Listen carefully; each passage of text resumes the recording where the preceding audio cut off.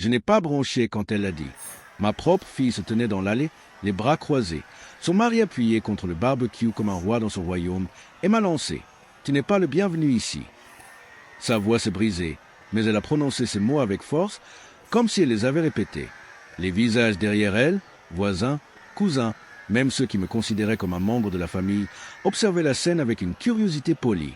On leur avait tous rabâché le même mensonge, cuillère après cuillère, jusqu'à ce qu'ils croient que j'étais cet homme aigri qui avait ruiné sa propre famille. J'ai souri. Pas le genre de sourire qui implore le pardon. Non, le genre de sourire qu'on arbore quand on connaît déjà la fin de l'histoire avant même qu'elle soit terminée. Je me suis retourné, je suis monté dans mon pick-up et je suis rentré chez moi. 4 heures plus tard, mon téléphone s'est illuminé, 47 appels manqués. Trop tard, ça n'avait pas toujours été comme ça. Il fut un temps où ma maison était le cœur battant de la famille.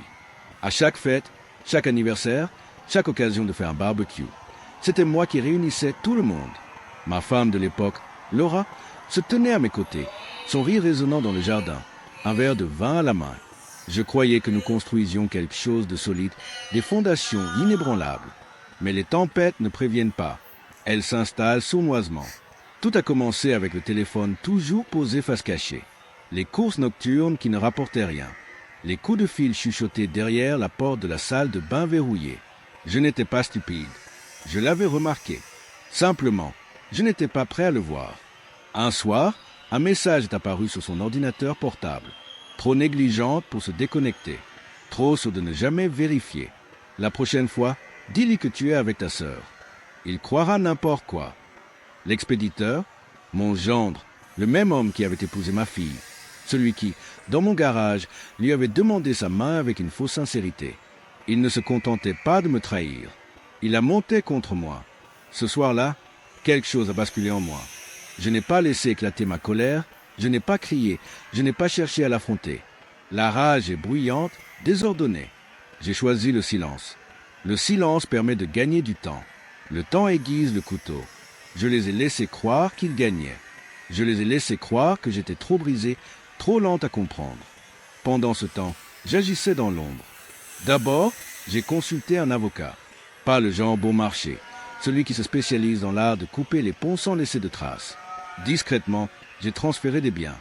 La maison, le terrain, le fonds de retraite, tout retiré du compte joint, tout scellé hermétiquement. Elle ne s'en apercevrait pas avant d'y toucher, et à ce moment-là, il ne serait plus rien. Ensuite, j'ai commencé à documenter les captures d'écran, les relevés bancaires, les reçus d'hôtel. Pas pour moi. J'étais déjà bien préparé. Je les ai rassemblés pour ma fille, car un jour, elle aurait besoin de la vérité, incontestable et crue. Puis j'ai coupé le dernier lien. J'ai dit à Laura qu'elle pouvait garder ses amis, ses cercles sociaux, les barbecues du dimanche. Je me suis éloigné de la scène qu'ils pensaient posséder et je les ai laissés jouer. Pendant tout ce temps, j'attendais. L'invitation n'est jamais venue. J'ai entendu parler du barbecue par un voisin, celui-là même avec qui je buvais des bières près de la clôture. Une grande affaire de famille, a-t-il dit en évitant mon regard. Je suppose que tu n'as pas reçu l'invitation, alors j'y suis allé moi-même. Je n'y allais pas pour manger. J'y allais pour avoir une confirmation, et je l'ai vu dans les yeux de ma fille quand elle a dit que je n'étais pas le bienvenu. Elle pensait m'écarter, alors qu'en réalité, elle se mettait exactement là où je le voulais. Je suis rentré chez moi ce jour-là avec le calme d'un homme qui connaît déjà la fin. Voici ce qu'ils ignoraient. Ce matin même, la banque avait traité le virement final. La maison où ils faisaient si fièrement des grillades n'était pas la leur. Le prêt immobilier que Laura pensait avoir refinancé avec mon aide était en défaut de paiement, et c'était voulu. Les voitures dans l'allée étaient louées à mon nom. Des contrats dont l'expiration était parfaitement programmée. Au coucher du soleil, les camions de recouvrement étaient déjà en route. Mais le vrai coup de poignard était numérique. J'ai tout envoyé à ma fille. Chaque message, chaque reçu, chaque photo de son mari pris dans cette trahison. Je ne l'ai pas envoyé avec colère. Je l'ai envoyé avec précision. Aucune explication, juste la vérité. Et puis j'ai attendu. Le premier appel est venu d'elle, puis un autre, puis un autre. Quand j'ai jeté un coup d'œil à mon téléphone, le compte était de 47.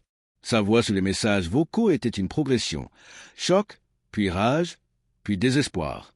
J'écoutais chaque message comme les chapitres d'un livre que j'avais déjà lu. Laura appelait aussi. Elle suppliait, jurait, marchandait. Son nouveau royaume s'effondrait en temps réel, et je ne levais pas le petit doigt pour l'arrêter, car j'avais déjà gagné. Quand ma fille s'est enfin présentée à ma porte, ce n'était plus la même fille qui m'avait dit que je n'étais pas la bienvenue. Elle était pâle, tremblante, les yeux humides de cette lucidité que seule la trahison peut engendrer. Elle n'a pas eu besoin de prononcer les mots. Je pouvais le lire sur son visage. Elle avait enfin compris qui tirait les ficelles. Son mari était parti. Sa mère avait été démasquée. Le cirque familial avait brûlé et il ne restait plus que moi. Je ne me suis pas réjoui. Je n'en avais pas besoin.